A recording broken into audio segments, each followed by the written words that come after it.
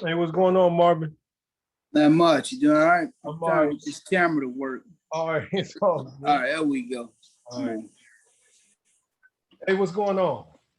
Not much. You doing all right? All right, I'm all right, man. It's a pleasure to meet you, man. Pleasure to meet you as well. Yeah, for sure.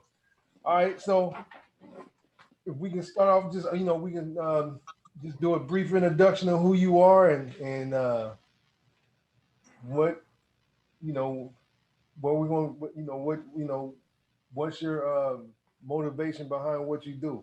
There you go. I like that. There you go. Yeah, man. We gotta stay ready around here. Hold on. All right, that's cool. All right, ready. All right, cool.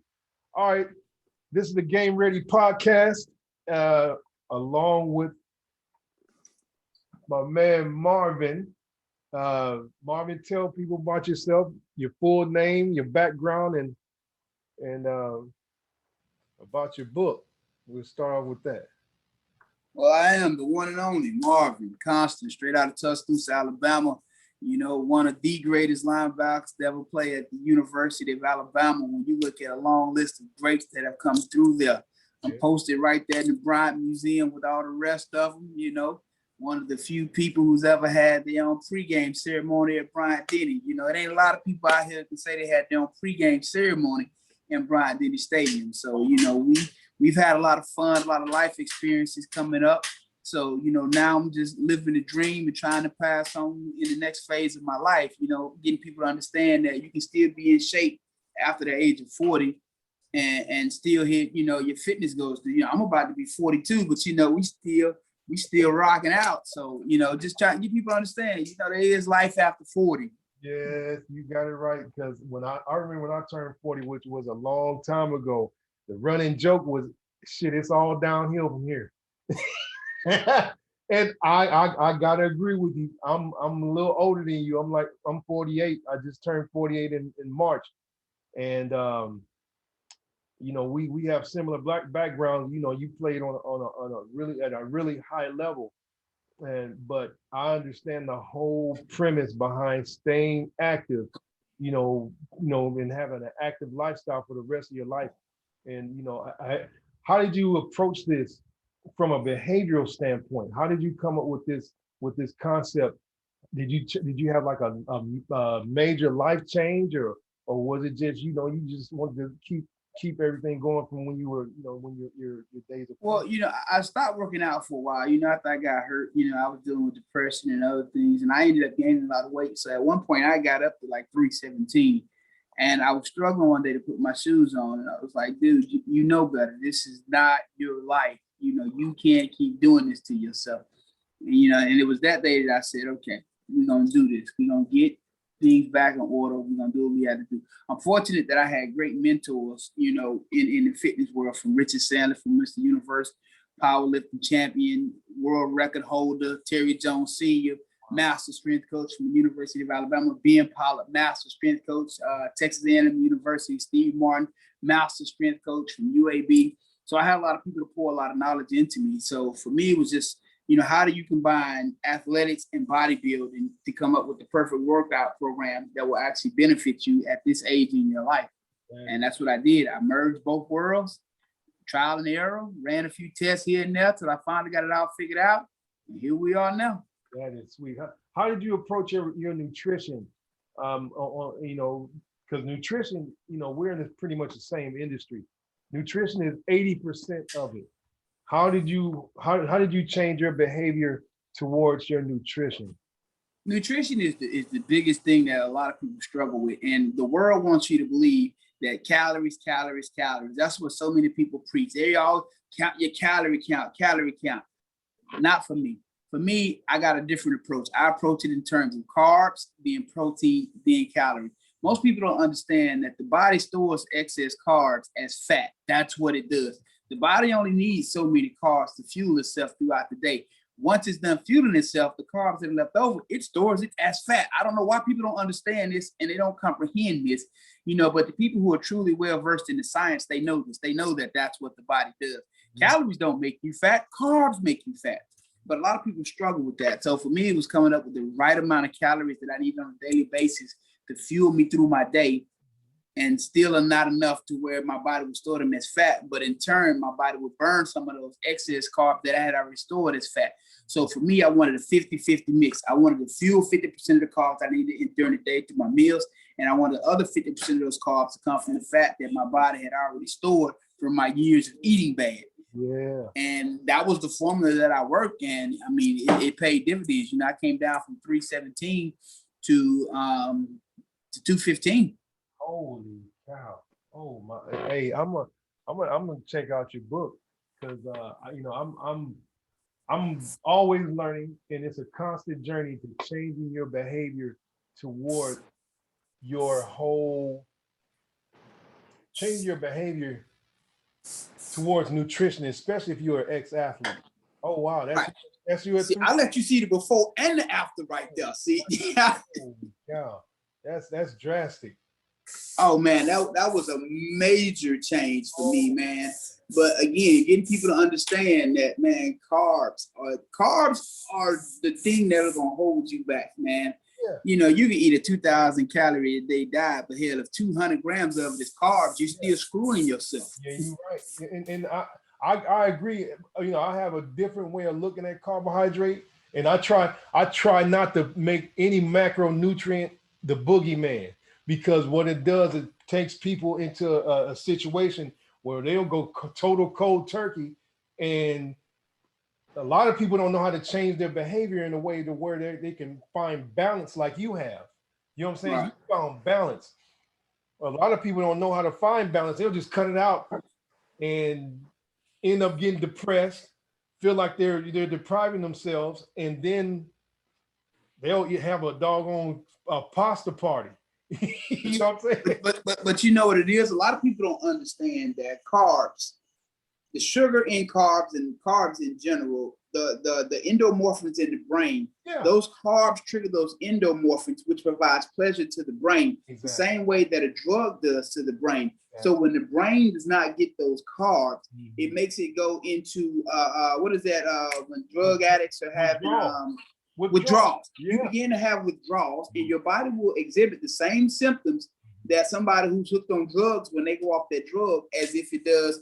If you do the same thing when you go off carbs, if you go cold turkey on carbs, your body will exhibit the same symptoms as somebody who's on drugs having withdrawals. Exactly. So you got to find that balance to where you can still function on a daily basis and still hit your fitness goals. Exactly. And you found that. That's why,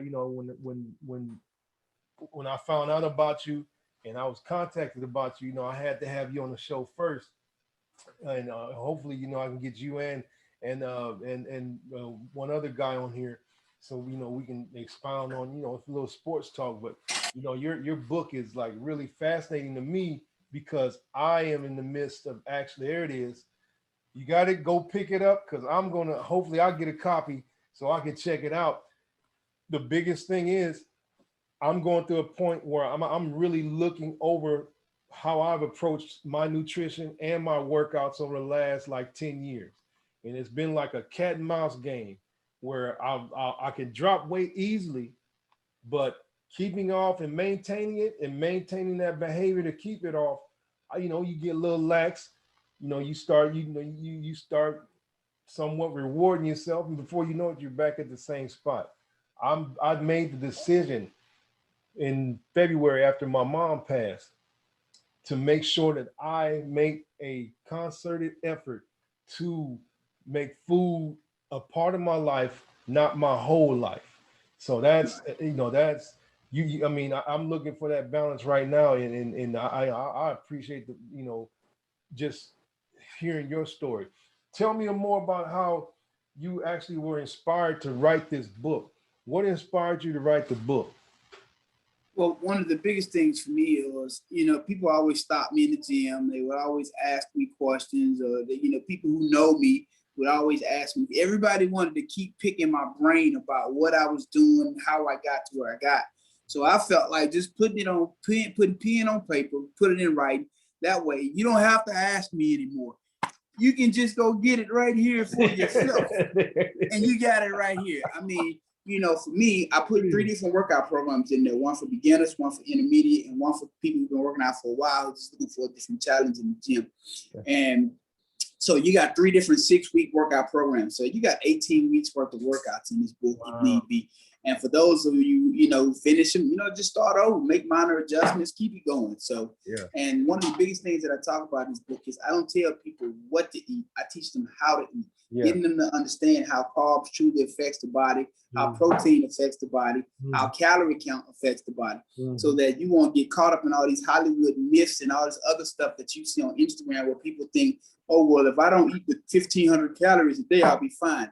That's a lie. That's a bull. You gotta understand the science behind it before you make a decision. You want your decision to be an educated decision, not some crap you've seen on Instagram or on YouTube. Exactly. I agree that's a fight that's a never-ending battle, because to be honest, people would rather believe a lie than the truth, especially when it comes to something like weight loss, something that requires a commitment to a lifestyle that some people think is too hard. It's really not hard. It's just making sure that you're consistent with your effort and you pay attention to what you're doing.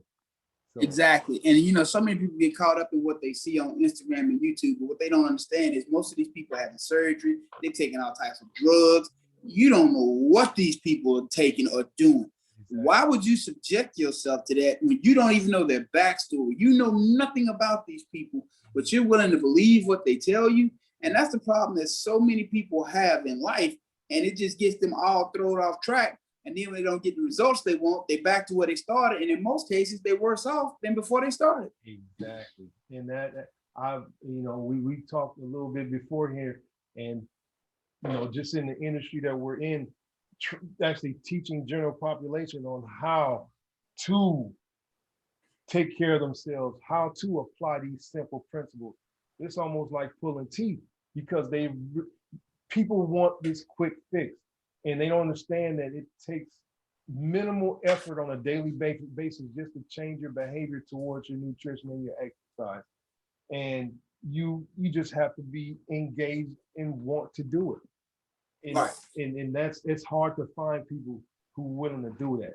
But you know, I'm looking forward to reading your book and trying to and learn as much as more, a little bit more, and learn as much as I can about your journey and apply it to what I want to do. So how did you self-publish the book? Yep, self-published it, man. You know, I don't believe in going out and looking for resources. When I want to do something, if I'm passionate about it, I'm just gonna do it, and I'm gonna pay for it, and I'm gonna make it happen. There it is. That's the greatest attitude. That's why you love, if you're a trainer or you're in this industry, you love working with athletes. Really, in general, you love working with people who are self-motivated, and usually that's a person who's been an athlete. That's a great way of looking at it. Do you have any other books in the works? Not at this time, but you know, everybody keeps telling me I should write another book. But you know, we're gonna see how this goes. We might get another one to come out the pipeline a little bit later on down the road. How did you learn? You know, as an ex-athlete, how did you learn how to manage your nicks and bruises and injuries that you experienced while you played? You know, into your 40s. How do you manage those? You know, a lot of it had to do with my mom. You know, growing up, she ain't nothing wrong. Get up, get back out there. Mama, I think my arm broke. You'll be fine. So, you know, she taught me at an early age, man, them little minor scrapes and scratches you talk, that ain't gonna cut it. Mm-hmm. Better get back doing what you're doing and don't never let them see you sweat, you know. I would hear my mom at my games, I would hear in the stands hollering, kill him. I had to tell her one day, I was like, Mama, you can't be in the stands yelling, kill him. I'm gonna kill him. You just cheer after I kill him. But these people want to look at you like crazy, but you up in these stands yelling, kill him. Oh, that's a great story. But as far as do you have any? Did you have any major surgeries or any kind of major injuries that you had to Oh deal with? man, I've had 5 surgeries on one knee. I tore everything in my left knee. My skin's on the thing holding my leg together. I was in rehab for almost 3.5 years. Took 5 surgeries to fix it. Literally, my kneecap shot up in my thigh. My skin was the only thing holding my leg together. It was literally dangling behind me. My other knee, I had surgery on that one. I've had surgery on this arm. I got a torn pec. I got a fried brachial plexus nerve system. I'm all beat up. Wow. So how do you manage those major injuries in order to look like the picture behind you and lose over close to 100 pounds? See, that's one of the things I talk about in my book, working out to work out, not working out to injure yourself. At this age, it's a different approach. You know, I have no need, no desire. When I was young, I used to bench 525. Now I won't go over 205. That serves me no purpose. It's a different workout at this age. I talk about all that because you're at a higher risk for injury, one, due to your age. Two, your body doesn't recover as fast as it used to, and you need more recovery time. So I talk about both of those things, and I talk about how your nutrition plays a role in your recovery as well as in your results that you're going to get. That's huge, man. That I just, I wrote a short ebook about how to manage pain, and I published it because I wanted to get it out. It's an expansion of a blog that I did, and that's one of the major issues that prevent people from actually becoming physically active are those injuries. They're not as major as yours, but Right. your story can help someone who has a back problem learn how to actually manage their pain, learn how to actually become mobile again, and apply that to being more physically active. Well, that's one of the things I talk about in my book. My workouts are designed because, again, the title of the book is Physical and Mental Fitness at 40 Plus.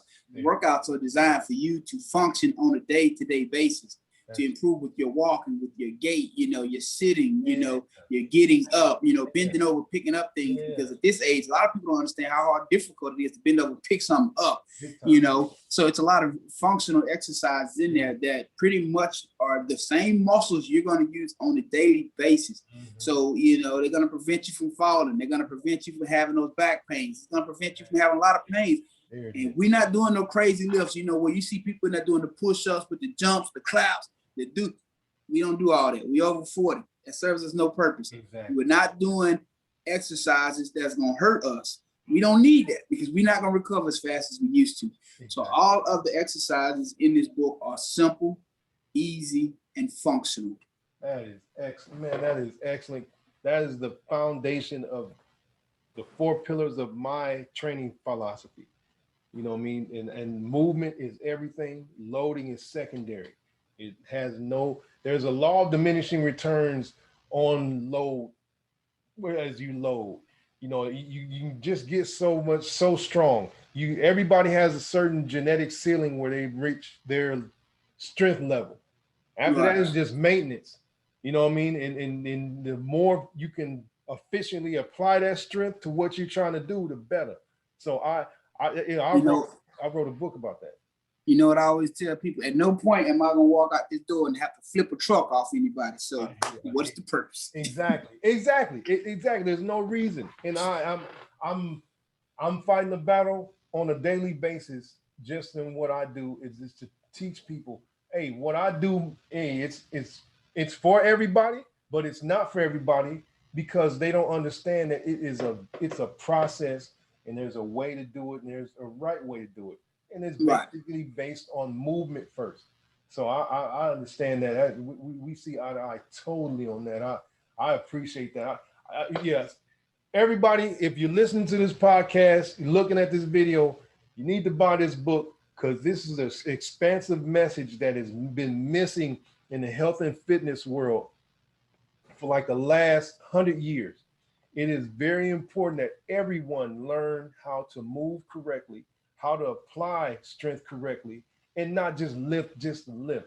Have a purpose behind what you do. That's what it sounds like. You have you develop a purpose behind what you do.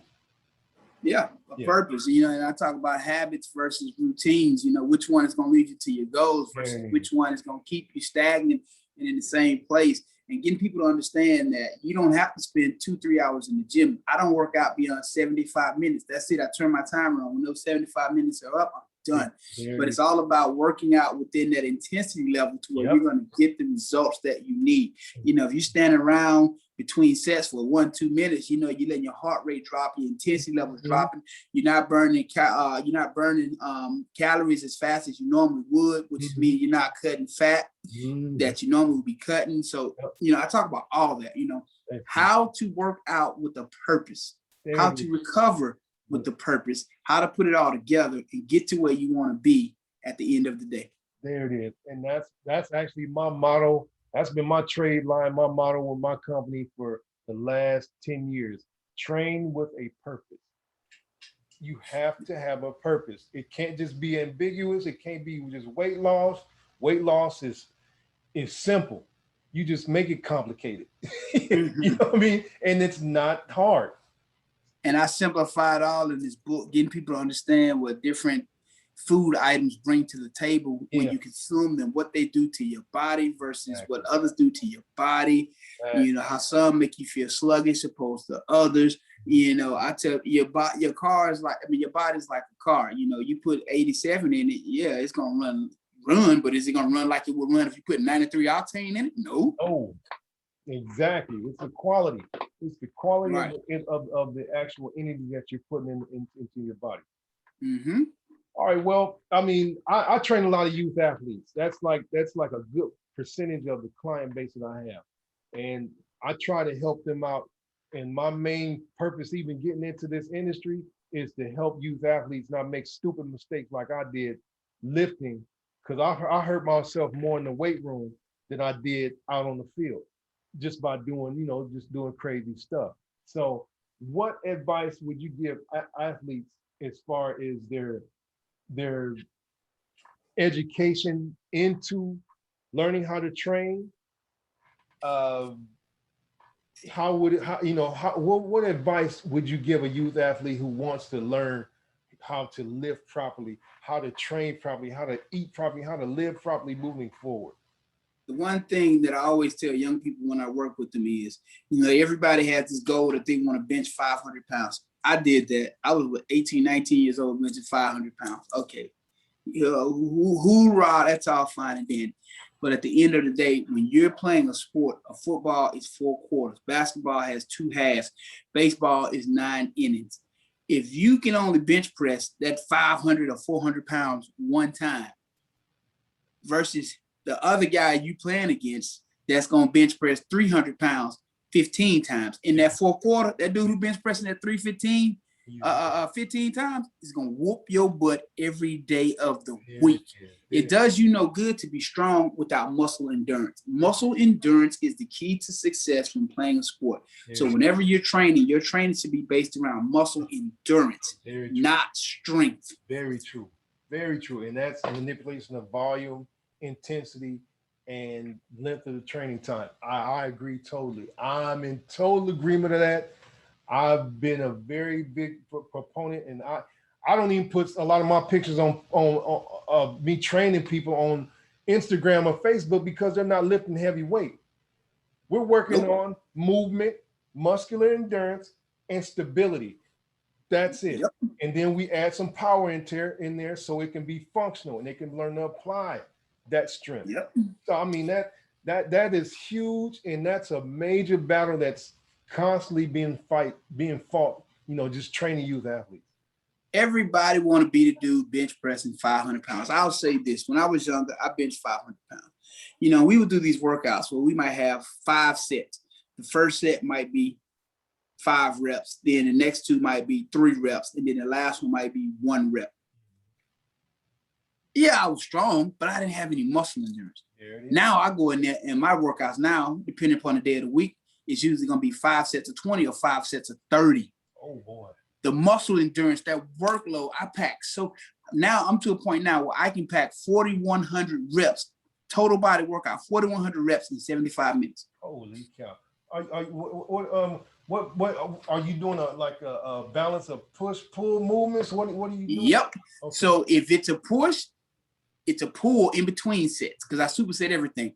So we hitting muscles in opposite directions. So whereas, during the push, we're going to let that rest during the pull.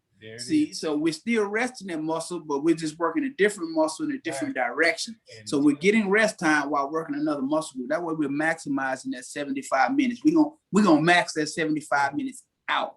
But with that amount of reps, the muscle endurance is crazy. And if I played now, I would run circles around people because I'm in so much better shape now than I ever was when I played. Wow, that's saying a whole lot because you are mindful in how you train, and it fit what your body is able to do. And really, to be honest, it just to be a bit of a opposite advocate or devil's advocate, that ability to bench 500 pounds was your foundation, though. But you see me on this picture right here. Yeah. So let me see. I might have one loaded in here. Let me see. I might have one. Do I have one? I thought I had one loaded in here. Let's see. But having that ability to lift 500 pounds, that really serves you no purpose. It doesn't serve a purpose. It's I believe there's a balance behind it. It doesn't serve purpose beyond you being able to move that amount of weight because possibly you can't control it like you want to. What picture is this? So that's when I was benching 500 pounds. Oh wow, there it is. Okay. But again, that served me no purpose. I mean, as an athlete, I'm in so much better shape now than I was then. Of course, I agree totally. I was never a big bencher. I never really got over maybe 350. And my big thing was my lower half. So I overdid it with my lower half. So I agree. You hit the nail on the head, and I'm hoping that the athletes that are listening to this, they understand that the load is secondary, the movement is primary. There's no substitute for muscular endurance and the ability to do and repeat the physical strength that you've attained. There's no substitute to that. So I agree totally. So a lot of my kids are getting recruited. What was the process? And I'm kind of switching around. What was the process as far as you getting recruited? How did you handle that process when you were coming out of high school? Ooh, man, my recruitment in high school was actually crazy. I was in the 10th grade when I got my first offers from colleges from Division I schools. By the time I was a junior, I was already on the cover of magazines. I had been in USA Today. By the time, going into my senior year, I had over 50 scholarship offers from every school in the SEC, USC, Notre Dame, Penn State, Michigan, you name it, they were calling. Miami, Florida State. So when you got over 50 Division I coaches regularly coming after you, it's a different ball game. So yeah, it was crazy. Oh yeah. So how did you narrow down and deduct down to your decision to go into Alabama? Well, it came down to Alabama, Florida, and Tennessee. I wanted to play at Florida as a kid growing up. But just to be honest, growing up in Tuscaloosa, it would have made it hard on my family had I went to Florida. Already. I seen it happen to a lot of people. I seen it happen to some of my friends when they picked other schools over Alabama. When they came back home, that welcome was not good. And I seen the fallout, how it directly affected their families. Wow. So I didn't want to do that to my mom and my dad. I knew if I left Tuscaloosa, that it would make life very hard because people take that stuff real serious around there. Yeah. And when you're in the top 50 players in the country, when you're considered one of those gems, and you walk directly out of Tuscaloosa, that's a hard one to sell. Oh yeah, big time. I understand. So it was a personal decision. Right. Very personal decision. That's rich. I mean, I grew up in Indiana. Indiana was not big on football. And it was not a big deal. So, I mean, and that's why, when migrating and moving down to the South, I live in Orlando now, seeing the the hysteria and the pageantry that's involved with football. It's like I'm right at home. But it's, that's the dark side of it, is people take the game personal. Very. It's a religion, and there's no other way now I can even explain Hmm. it. So I mean, but that's cool. I have like several students that are getting recruited now, and they're possibly over the next several years, hopefully they'll have the opportunity to experience a quarter of what you've experienced. So what career path did you follow, when you graduated, when beyond playing in the NFL? Well, once I finished playing football and I wanted to figure out what I was going to do with my life, I thought I wanted to coach for a minute, but, I did my internship at Alabama in the weight room. That's when I realized, I really don't want to spend my whole life doing that. So I used what I went to school for. And I actually teach engineering at the School of Technology here in Atlanta. So wow, that's cool. Okay, what type of engineering? What is it? Electrical? I teach civil, I teach mechanical and aeronautical engineering. Holy cow, that's beyond my pay grade. Shit, I can't. That is impressive. That is cool. That's like it's like a couple, like that's like a huge responsibility. That's huge. That's big. Very huge. That's huge. So you're based in Atlanta now? Yes, sir. I'm in Atlanta. Okay, cool. Yeah. I used to live in Gwinnett County. I lived up north, so I lived in Beaufort and in Jonesboro. So yeah. It's a beautiful city. I have two sisters that live there, and I love going to visit them when I get a chance. So yeah, but yeah, I mean that's pretty much the gist of it. You can close us out and add another plug for your book, and then we can call it. You can get your copy at 40 PLUSSTRONG.com, 40plusstrong.com. Not only do we have the fitness book on there, we sell workout gloves, my personal workout gloves with the wrist wrap built into them with the 40 Plus Strong logo embedded in it.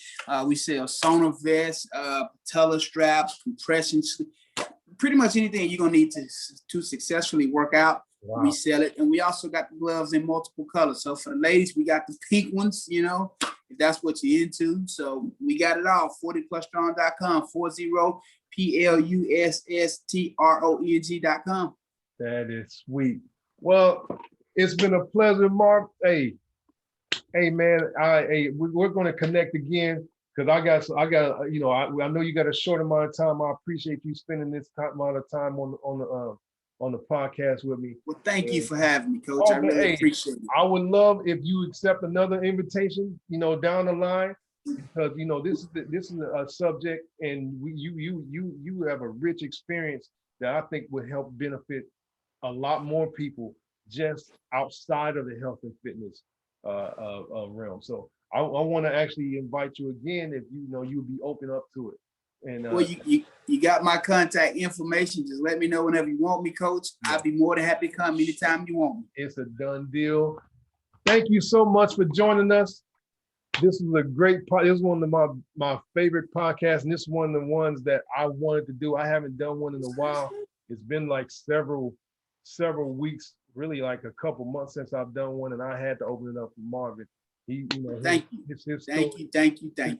His story is so parallel to a lot of what I've experienced, and a lot of my friends and close family have experienced. And I want to expand on it a little bit more, in the future. But I thank you so much for joining me, and I hope you have a great week and a great day, and hopefully I get a chance to talk to you soon, Marvin. All right, thanks. You too. All right, take care, buddy. We'll see you soon. All right, bye. All right, bye.